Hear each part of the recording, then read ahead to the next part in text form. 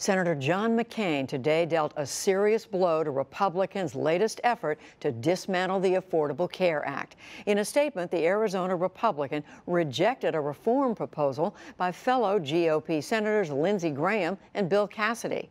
The move leaves his party's leaders with diminishing hope of repealing President Obama's signature health care law.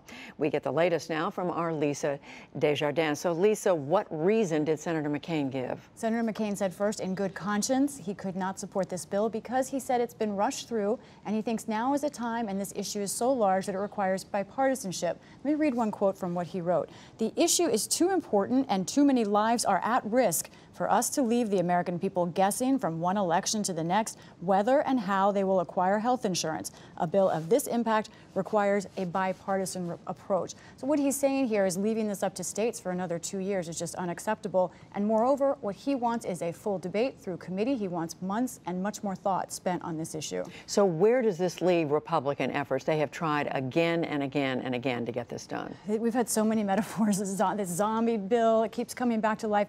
I think this Republican plan is down on the mat if this was a boxing match and the referee is counting because John McCain was a vote they needed. They can only lose 2 Republicans. He's a hard no. Rand Paul is a hard no. His office confirmed to me today he is still a hard no. Susan Collins today said she is leaning no.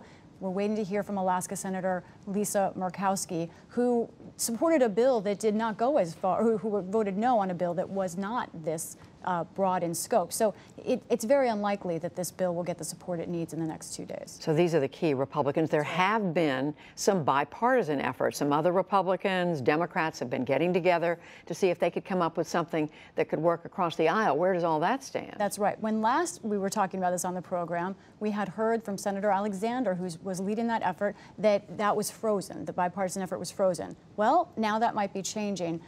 We heard from Iowa Senator Joni Ernst today, an unexpected voice in this, Republican. She told her constituents at a town hall that she wants that bipartisan talk between Murray and Alexander to restart next week. And she said, get this, Judy, today, that she does not think Graham Cassidy will come up for a vote. She does not think the votes are there. And so there is now a renewed attention perhaps to the bipartisan effort. Democrats told me that they actually were ready to make some compromises in that effort. They may have to actually show those cards now if we get to that. And so it's Senator Patty Murray who's been leading the charge on that, Democrat of Washington State, Senator Lamar Alexander of Tennessee. Lisa Desjardins watching it all. Thank you. Sure.